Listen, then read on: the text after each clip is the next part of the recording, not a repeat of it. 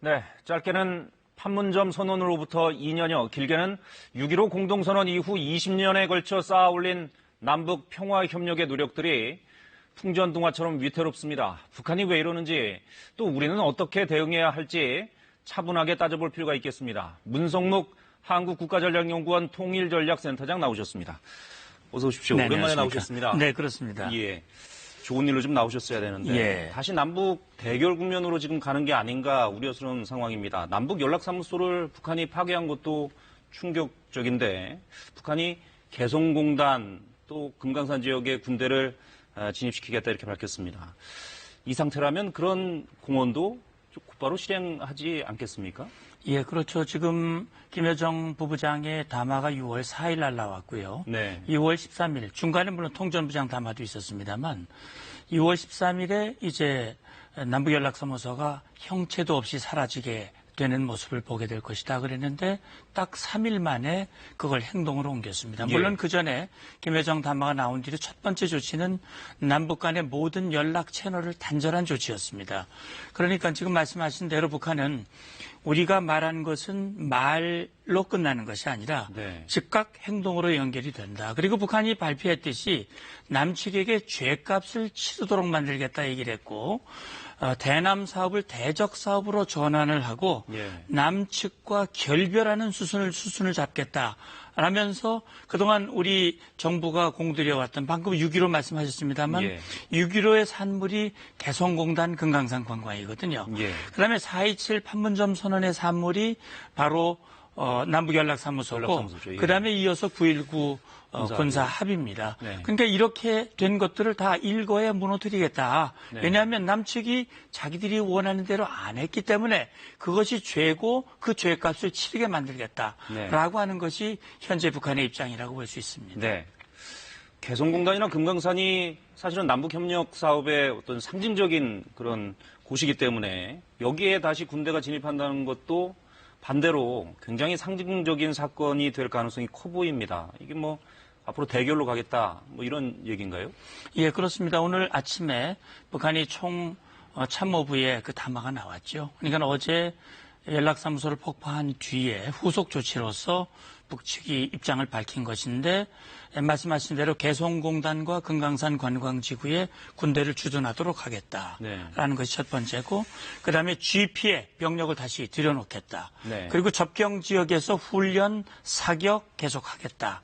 이것은 결국 6.15 선언과 9.19 군사합의에서 합의됐던 것들을 하나하나 파기 수순으로 들어가겠다라고 하는 행동이고요. 말씀하신 대로 개성공단의 과거에 개성공단이 들어서면서 이동시켰던 부대를 다시 주둔시킨다고 하는 것은 네. 그만큼 이제는 대결 상태로 전환하겠다.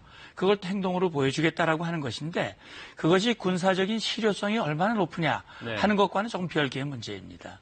그렇긴 하겠죠. 그러나 한번 주둔했다가 다시 되돌리기는 굉장히 어려운 상황 아니겠습니까? 예, 물론 그렇습니다. 그런데 지금 개성공단이 뭐 저도 가봤고 또 여러 차례 지금 보고 있습니다만 이제 이 공업지구로서 공장 시설들이 들어와 있거든요. 네.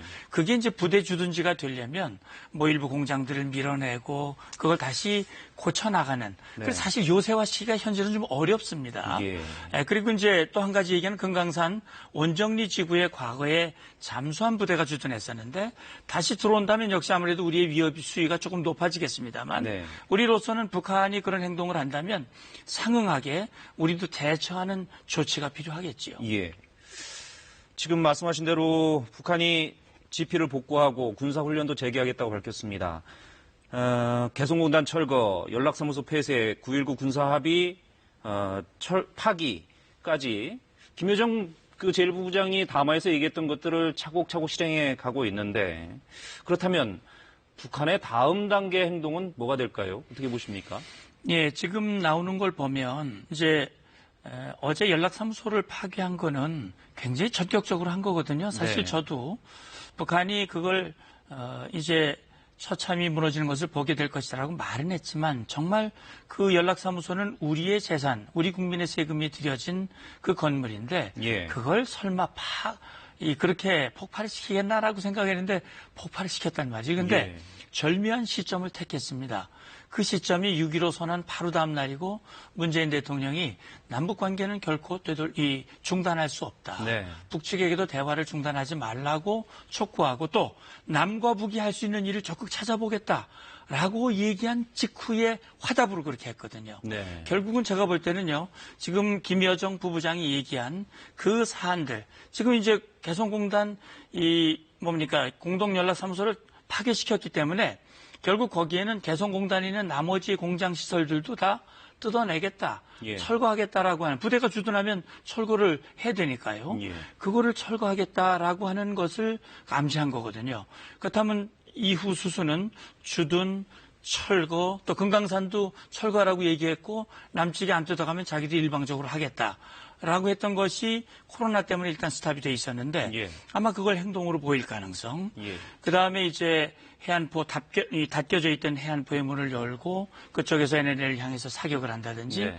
이런 행동을 하고 결국 상황이 여의치 않고 더 필요가 있다고 판단이 된다면 우리에게 물리적인 피해가 갈 수 있는 그런 행동들 예. 이를테면 지뢰 도발이라든지 또는 천안함 연평도와 유사한 그거와 똑같지는 않겠습니다만 그런 피해를 가는 그런 수순으로 수위를 높여갈 가능성은 열려 있다고 봅니다. 네. 만약에 그 서해 NLL 해상에서 어떤 식의 그 군사 훈련이 이루어진다면 해안포를 개문하고 포 사격 훈련을 한달지 그렇게 한다면 그게 이제 명백히 남북 군사 합의를 위반하는 건데 그렇다면은 군사적으로만 봤을 때 남측으로서도 거기에 대응하는 어떤 모습을 보이지 않을 수 없는 거 아닙니까? 그렇습니다.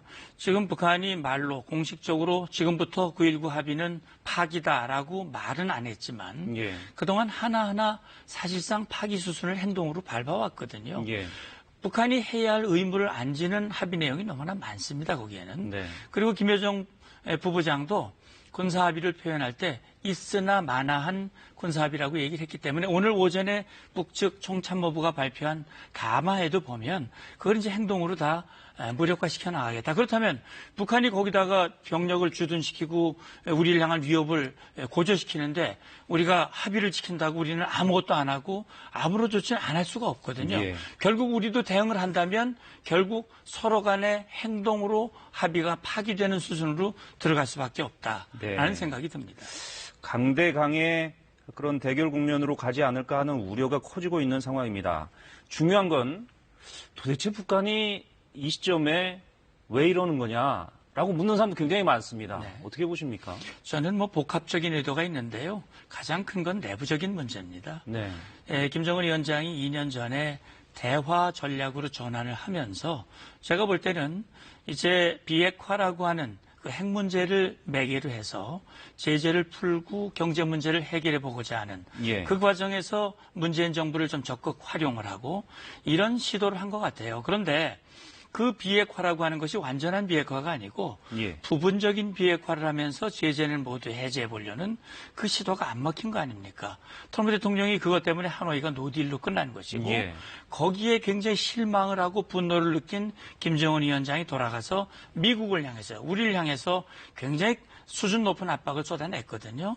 자, 북한 주민들이 기대를 많이 했습니다. 좋아질 걸로. 예. 근데 안 좋아지고 있어요. 거기다 코로나까지 겹쳐서 굉장히 힘듭니다. 그러니까 김정은 위원장으로서는 금년 연초에 정면 돌파전을 선포하고 자력갱생, 자력번영, 자력부흥 이렇게 얘기를 했지만 되는 게 하나도 없거든요. 예.